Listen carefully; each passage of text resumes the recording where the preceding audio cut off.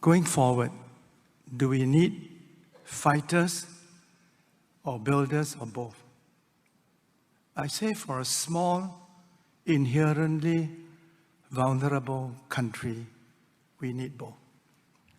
Our leaders must be both fighters and builders. They must have the courage and tenacity to defend Singapore. But they must also have the skill set to continue to reinvent Singapore, to make Singapore a success story. How to make Singapore a more equal society?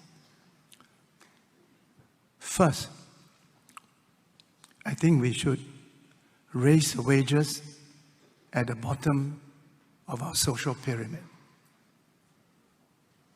The reason why the people at the bottom of the social pyramid earn such poor wages is because you're competing against 1 million imported foreign workers from poor countries in our region.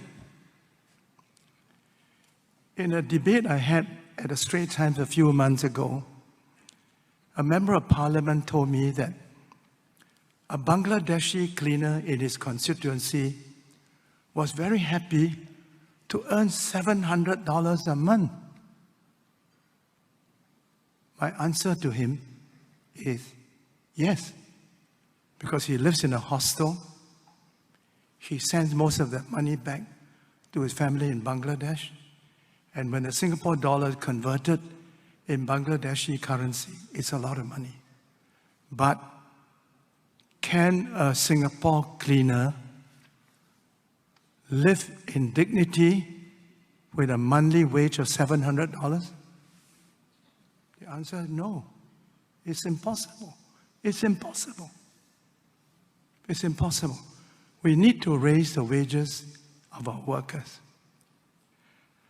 I would also like to say something else, that I'm very critical of our blind imitation of American corporate governance.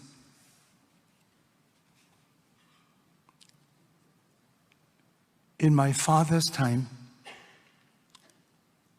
almost every company practices profit sharing. At the end of the year,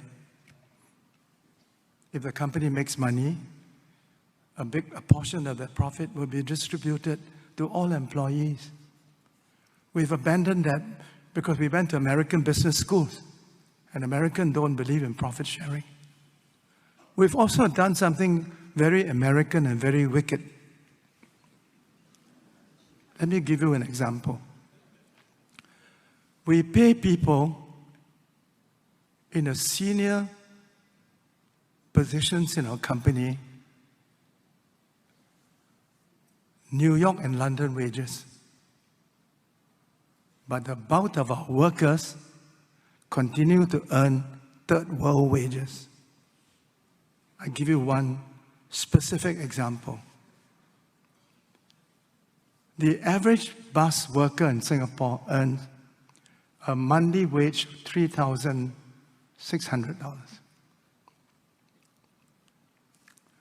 The CEO of the 2 bus companies in Singapore are paid, in one case, $1.2 million a year, and in second case, a compensation of between $1.75 to $2 million a year. Is this fair? Is running a bus company rocket science?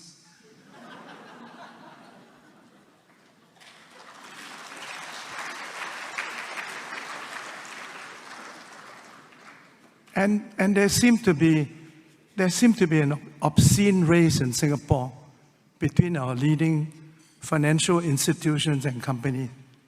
The obscene race is to see who can pay the CEO more. So 7 million, not enough, 10 million, maybe 20 million. Have they ever asked themselves, what is the median income of the employees in that company? What is the Gini coefficient in a company. I was once on the board of a bank in Singapore, and one day we had a board meeting to consider the compensation package for the CEO. So the director HR came to us and say, I recommend that we pay our CEO so many $1 million. And he then said, I'm not sure whether it's enough considering how much the other banks are paying their CEOs. I asked the director HR,